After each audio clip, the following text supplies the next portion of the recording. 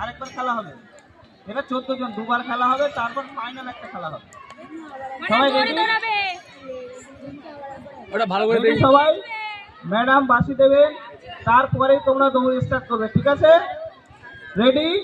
1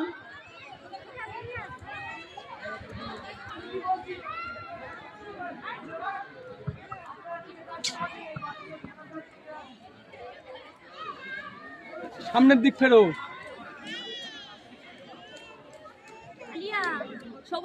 সামনের দিকে ফেরো, সামনের দিকে। সামনে তাকাও, বাঁশি বাজলেই দৌড়াবে।